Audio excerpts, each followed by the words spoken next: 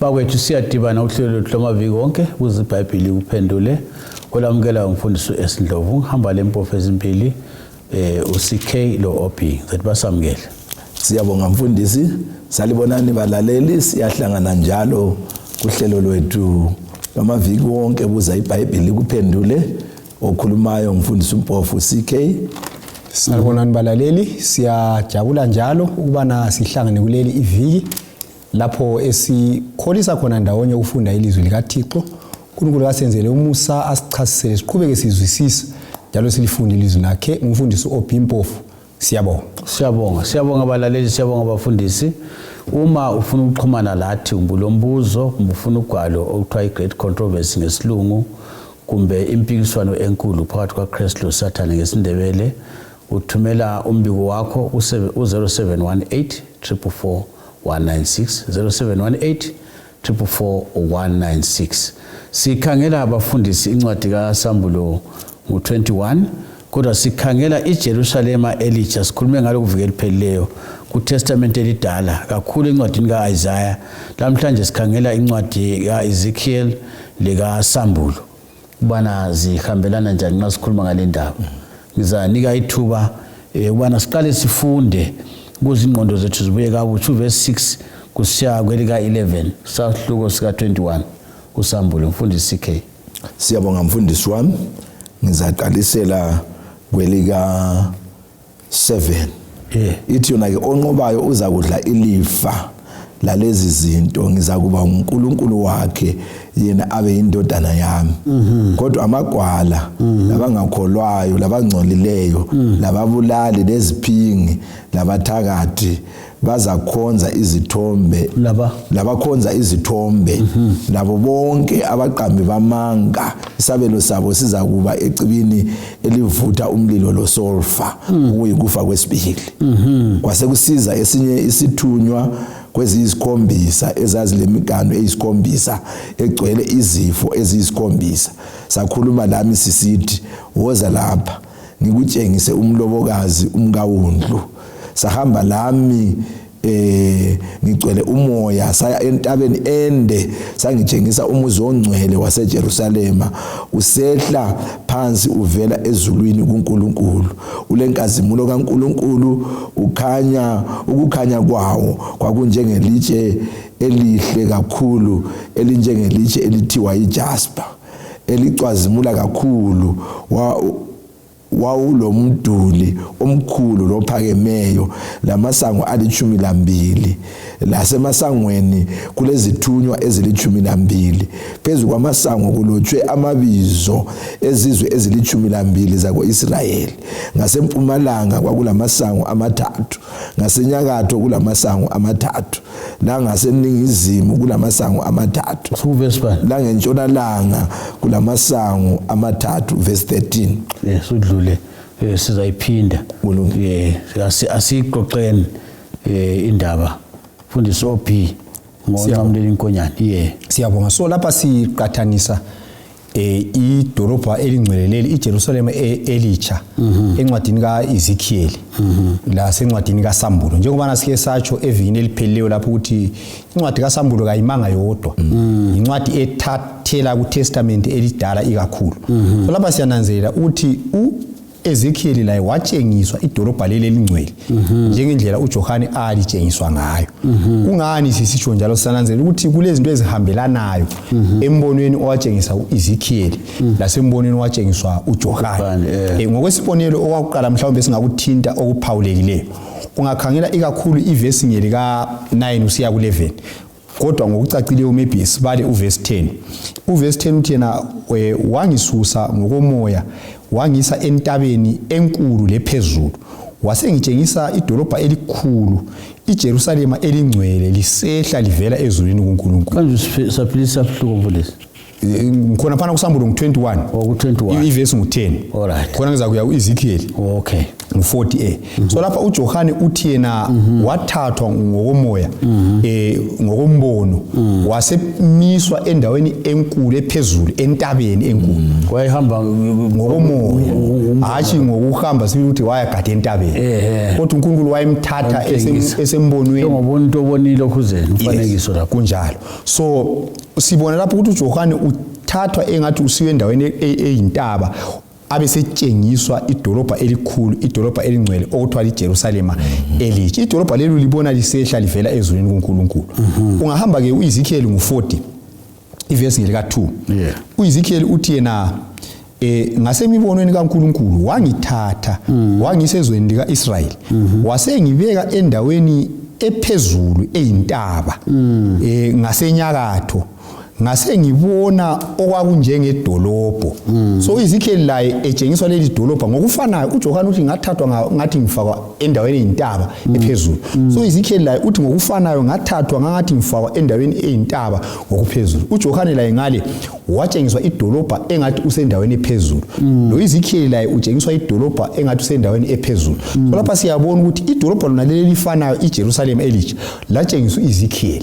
Esike sakuthinta futhi evikini eliphele ukuthi Abraham okhokho bethu labo babekhangelele iJerusalem elitsha umuzi oyakhiwe ngubani nguNkulunkulu. So indaba yeJerusalem elitsha kayiqaliseli kuTestament elitsha.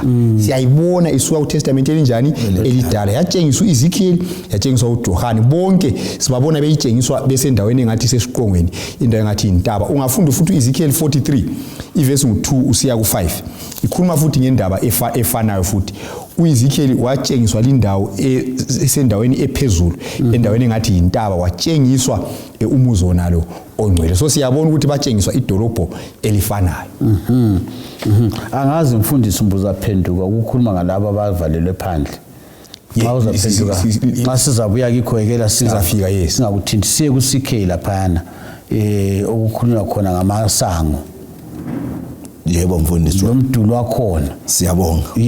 So ke sizaqalisa kuSambulo ngo21 ivesi ngelika 13 lelika 12 lelika 13 ithona ke wawulo mduli omkhulu lophakemeyo lamasango ali12 lasemasangweni kulezithunywa ezili12 phezu kwamasango kulotshwe amabizo ezizwe ezili12 zako Israyeli. Ngasempumalanga kwakulamasango amathathu, ngasenyakatho kulamasango amathathu, laseningizimu kulamasango amathathu, langentshonalanga kulamasango amathathu. So sinanzelela ke ukuthi indlela uJohane aboniswa ngalo iJerusalem elinjani elitsha. uEzekiel uboniswa into efananayo futhi abe sesinika ngitsho lamabizo ezizwe lezo zakwaIsrayeli ukuthi la masango asentshonalanga aseningizimu kwakulotshwe ibizo likabani. Ngiyafunda uEzekiel ngo48 kusukisela evesini lika 31 ngisiya kwelika 34. Ezekiel ngo48 verse 31 kusiya ku34 uthena ke kuza kuba lamasango amathathu, isango lika Rubeni, lesango lika Juda, lesango lika Levi. Amasango omuzi azabizwa ngamabizo ezizwe zakoIsrayeli. Bese kusiya kolunye uhlangothi futhi ngasempumalanga isilinganiso sakhona sizaba zingalo eziyinkulungwane 4,500.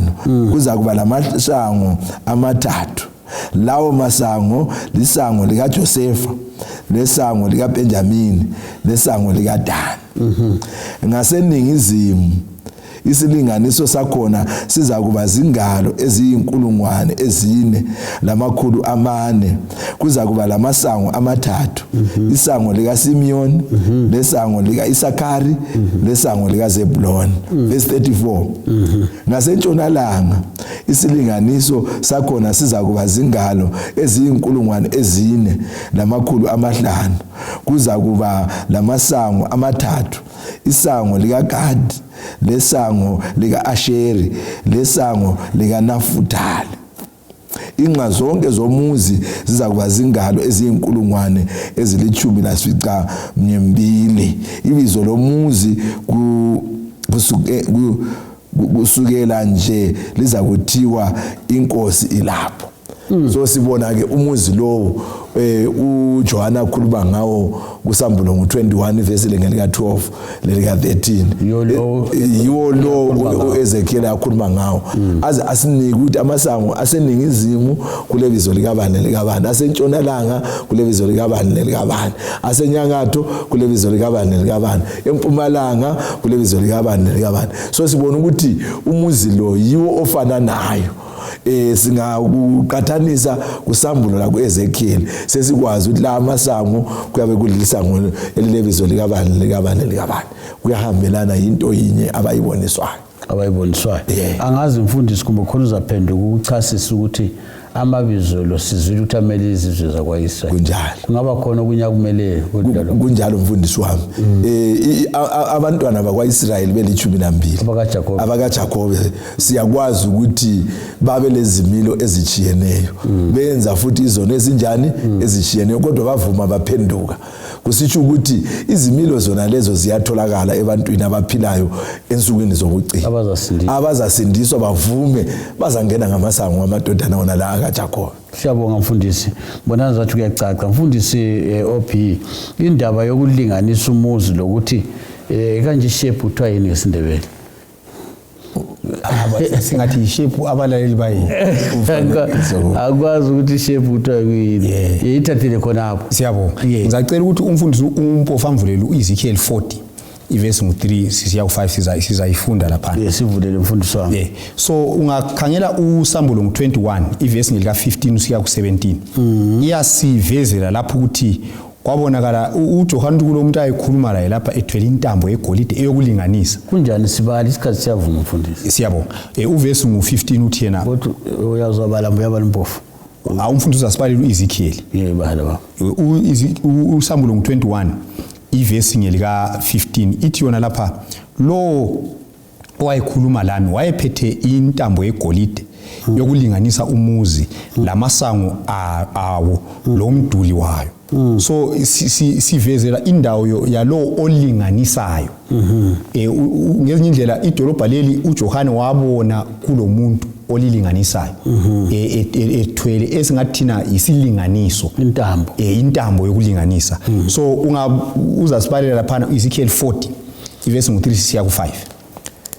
Ifunde mfundisi iverse ngo3 kusiya ku5 kuEzekiel ngo40 ithi lapho angiletha khona kwakukhona umuntu olesimo esifana lethusi ephethe intambo ephothiweyo lomhlanga wokulinganisa esangweni. Verse ngo4 lo muntu wathi kimi ndoda bheka ngamehlo akho uzwe ngendlebe zakho ubeke ingqondo yakho kulokho konke engizakutshengisa khona ngoba ulethwe ukuba ngikutshengise khona uchumayele koIsrayeli konke lokho ozakubona.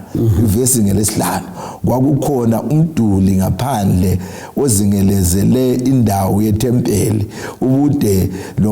ubude bomhlanga wokulinganiswa owawuphethwe ngulo muntu babuzingalo eziyisithupha ubude bengalo yinye kuyingalo lesandla waselinganisa ubuqatha bomduli balingana lomhlanga munye lobude balingana lomhlanga munye. Siyabonga uzambambela uchapter 21 kaSamuel iverse ngo16 lo17 lapha siyavezela ukuthi uEzekiel waboniswa kulomuntu olesilinganiso.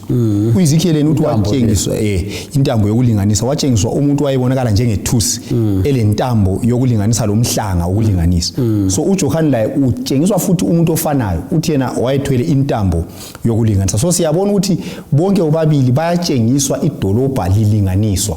Ngezinye indlela kusitsho ukuthi uJohane watshengiswa iJerusalem elitsha lilinganiswa lo Ezekiel watshengiswa futhi idolobha elifana nayo iJerusalem elitsha lilinganiswa. So sifunda ukuthi bonke laba bantu ababili batshengiswa idolobho linye. Then ungaphambili lapha kuEzekiel siyabona ukuthi uthiwa idolobho lelilingana umhlanga wawumeasure ububanzi balo lokuqhela kwalo lokuya phezulu kwalo kuthiwa wawulingana. Kusitsho ukuthi ngesikhiwa kuthiwa wawuyisquare kumbe esingathina kwakuyicube idolobha leli ngosenza ibhokisi ya ibhokisi mbona ngathi leli ngachasisa kuhle ukuthi ibhokisi elilinganayo inhlangothi zonke kwakulibhokisi elilingana inhlangothi zonke uJohn la watshengiswa futhi into efana nayo sisafunda uvesi mu16 no17 lapha usambulo 21 usambulo ngo21 ivesi ngelika 16 nelika 17 ithona ke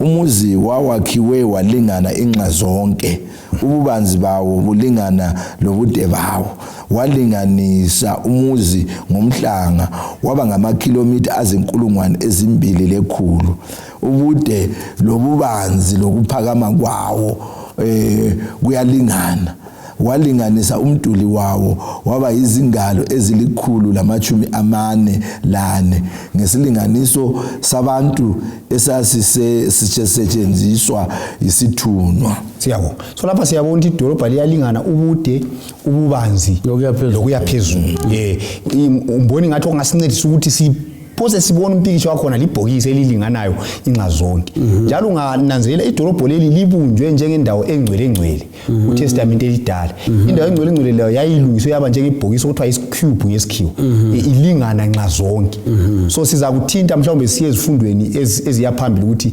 vele injongo kaNkulunkulu ngeJerusalem entsha ukuthi kube yisigodlo sakhe khathesi uNkulunkulu isigodlo sakhe sendaweni engcwele so idolobho leli siyalibona ukuthi lilungiswe ngendlela yokuthi libe lesimo esifana le ndawo engcwele libe libhokisi elilingana nxa zonke so lidolobho labonwa uEzekiel lidolobho futhi labonwa uJohane so batshengiswa into efanayo mfundisi njengoba sizaba lamaviki enxa othi ngibe leqiniso ukuthi sizabuya kikho ukulingana abanye bavele sibekhathazeka abalaleli ukuthi kunqa khona ukubaliswa lapha lido kungakanani njalo ingxenye kungena abantu abangaki omnye besicabanga ukuthi vele uthi thina semvalele phandle ya akusoze ngibe le ndawo khona asizibe le ndawo khona apho ya enxa sisakhuluma sikhathi silandelayo mfundisi siyabona enxa esingakuthinta ukuthi okumele sikunanzelele ngama measurements lawa ama measurements angithi wayetshengiswa sikhumbule lapha ukuthi wayilihlo kalikubonanga lendlebe kayinjani kayikuzwanga esingaba ama measurements asingeke siwalandele sibili siwazwisise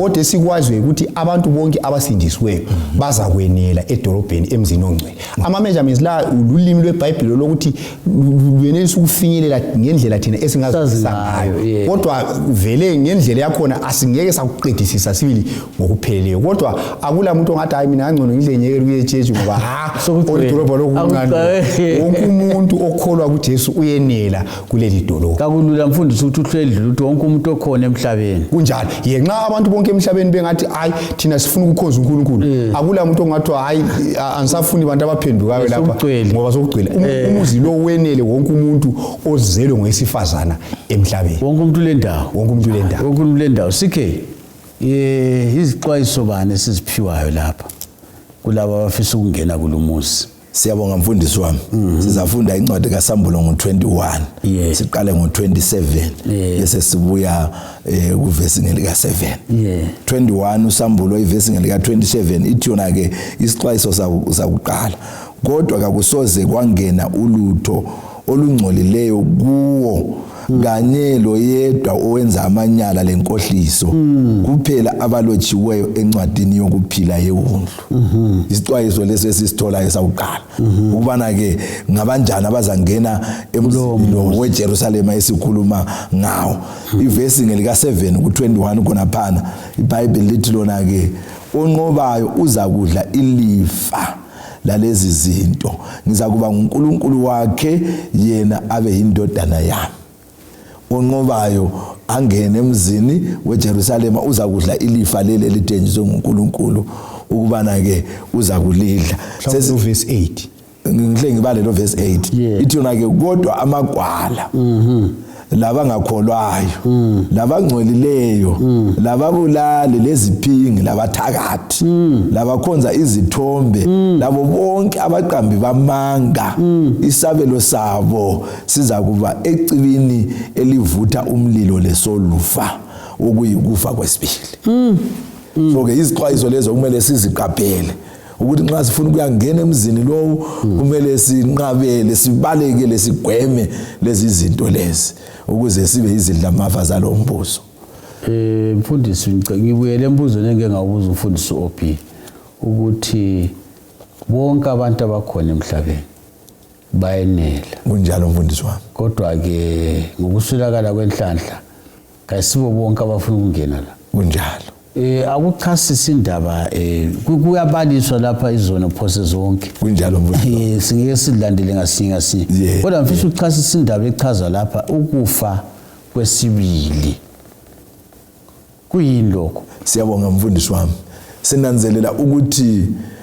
kulovuko lwakuqala lapho okuzavuka bonke abayabe befe bekhethe uJesu njengenkosi lomsindisi nxa bevuka labo abaphilayo ukuzeni kaJesu kwesibili bazagoqulwa bayehlangana labavusiweyo bayamhlangabeza uJesu emafini sike sayifunda amaviki ephelileyo abazabusa loJesu kweminyaka eyinkulungwane nxa iminyaka eyinkulungwane isidlulileke sebephenduka lapha iJerusalema selizohlala phezulu kwentaba yemhlwathi yabiyendlelwe yaba licansi kulapho okuzavuka ke abayabe bengavukanga evukweni lwakuqala abanye ababe bebulewe inkazimulo ngenxa yokuthi bayabe bengakhethanga uJesu njengenkosi lomsindisi nxa bevuswa bebona iJerusalema lisehla livele ezulwini uSathane uzathola umsebenzi abe sebayenga ukuthi nankani umuzi wethu itabanikazi nxa beuzingelezela besithi bafuna ukuthatha iJerusalema iBhayibheli lithi lona ke kwehla umlilo uvela ezulwini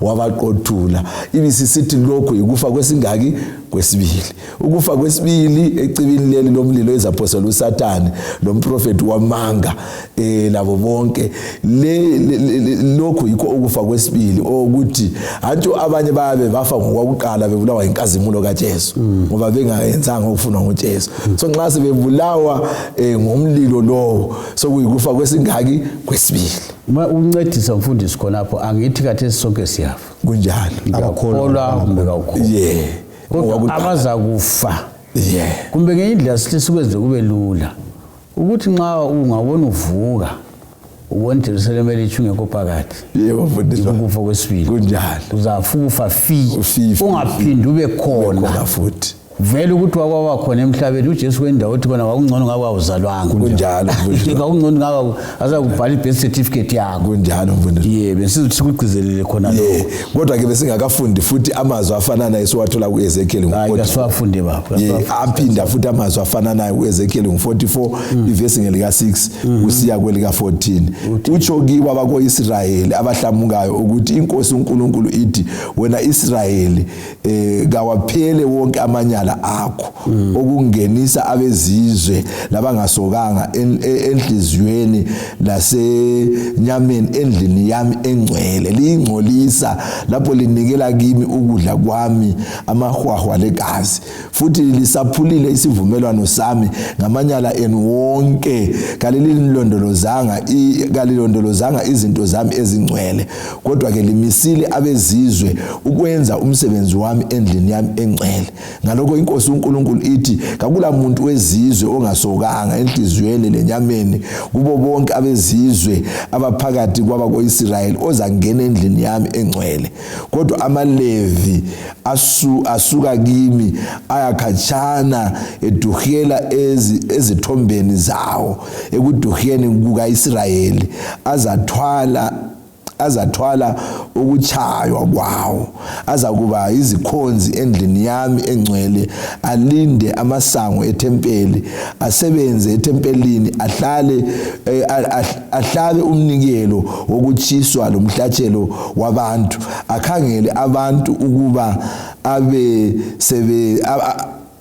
abasebenzele ngoba abasebenzela phambi kwezithombe zabo abayisikhubekiso sobubi kuIsrayeli ngakho ngifungile mayelana labo ukuba azathwala ukuchaywa kwawo kutsho inkosi uNkulunkulu okay ukhuluma into ezifananayo ukuthi labo bonke koIsrayeli ababengcolisa indlu kaNkulunkulu ngendlela laba esikhulume ngabo laba abayingcolisa ngayo abazikungena emzini weJerusalem ivesi angazi ukuthi 27 kumbali lemfundisi ethi khona kasuze kungene into engcolisayo iyo besiqale ngayo siphinde futhi kakusoze kwangena ulutho olungcolisayo kuwo kanye loyedwa owenza amanyala lenkohliso kuphela abalotshiwe encwadini yokuphila yona akula vikoroni ukuthi hayi mina ngizake ngiphonga uma ngekhona. Akula futhi lokulo lenketha bejabe. Akula futhi lokuthi lo uyisihlobo sami. Akula.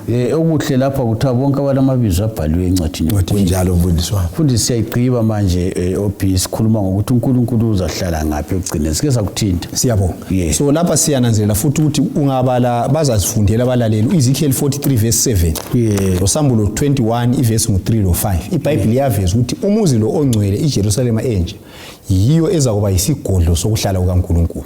So siyabona ukuthi ekupheleni kwento zonke uNkulunkulu uzahlala isihlalo sakhe siza kuba semzini omutsha iJerusalem elitsha. Yikho lapha azabusa khona indalo yonke esuka khona kumbe ehlezi khona khonapho esihlalweni sakhe. So uNkulunkulu uzagcina uzaphetha esihlala kona lo mhlaba wenziwe kabutsha oliJerusalem elitsha.